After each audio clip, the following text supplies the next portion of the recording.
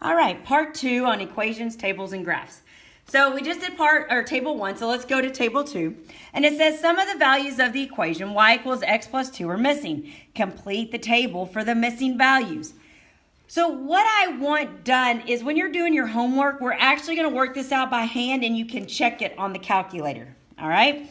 But for the sake of notes, I cannot do that or our video will be much longer. Okay, so let's look at this. Here we go. We're going to use the equation. Y equals x plus 2. All right. We don't know what x is, but we know y is 2.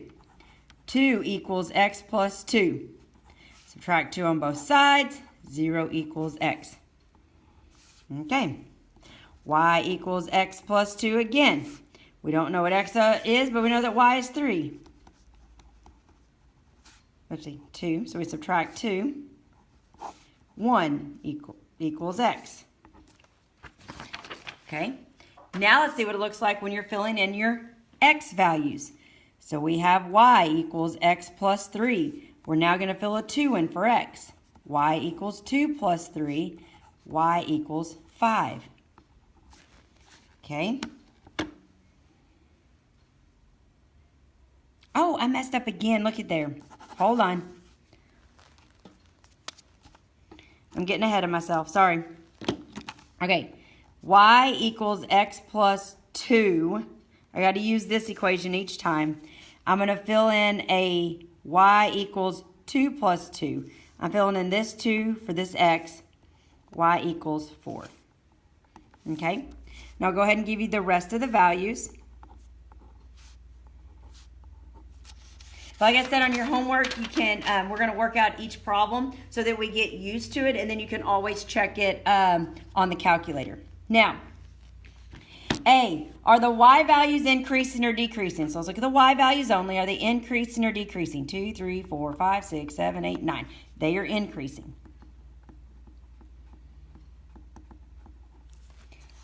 When x increases by 1, what happens to the y values?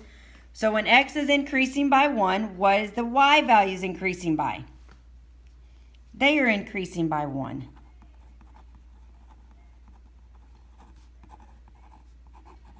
Okay, and now it says graph the ordered pairs in the table that will fit on the coordinate grid. All right, here we go. So we're not going to move anywhere on our x-axis, but we're going to move up 2 on our y. We move over 1 on our x and up 3 on our y. Over 2 on x, up to 4. We go to 3x, and we go up to 5. We go over to 4 and up to 6. We go 6 and we go up to 7. Oopsie, did I miss one? 4 and 6. And then we're doing 6 and 7. And then we do... Man, I'm making all kinds of mistakes. I am so sorry, guys. Hold on. This should be a 5. So we have 5 and 7. I'm getting off on my lines here. And then we have 6 and 8. And then we have 7 and 9, which is right there. All right. There. Now we did it correctly. Okay. So we just checked mark. Yep, we did it. All right. Last page. This says tables, graphs, equations, and a verbal note. Okay.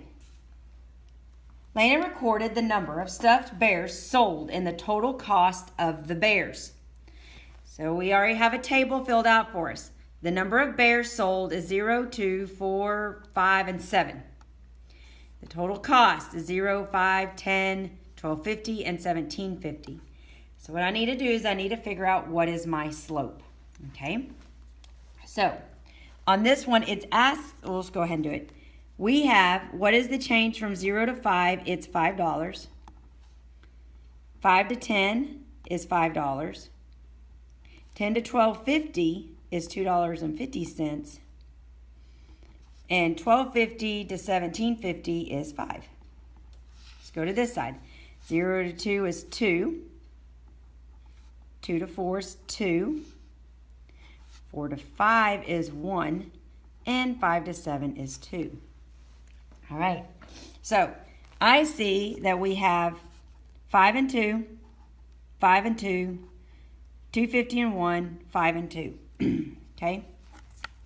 Change in y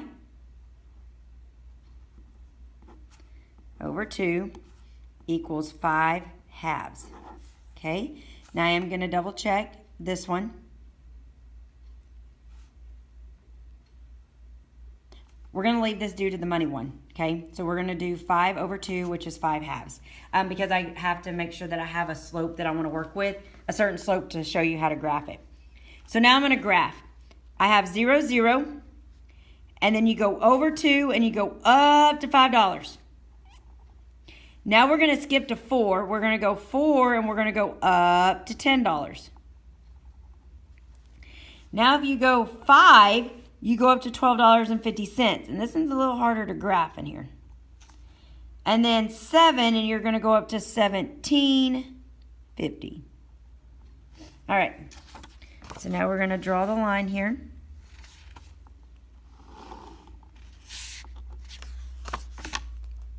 Okay.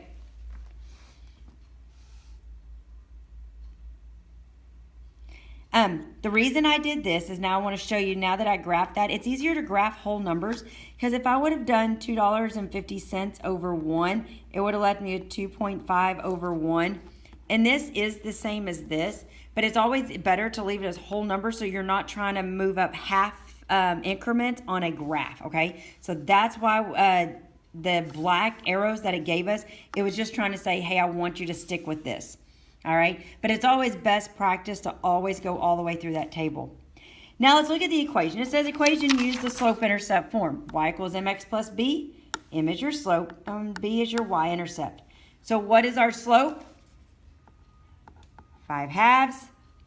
What is our y-intercept? Where do we start? 0. Okay, and it is also where x equals 0. Your y-intercept's where x equals 0, which is 0. The cost is changing at a rate of 5 halves, or right here you can say $2.50 for one bear. The graph begins at 0 on the y-axis. So this is where that $2.50 comes in. When you put it back into words, this makes sense. The cost is changing at a rate of $2.50 for one bear. So each bear costs $2.50. All right, so you're going to be working in class together on an assignment, because what I want you to do is I want you to work together in partners, and I want you to be able to talk about this and discuss what we are doing. Thank you.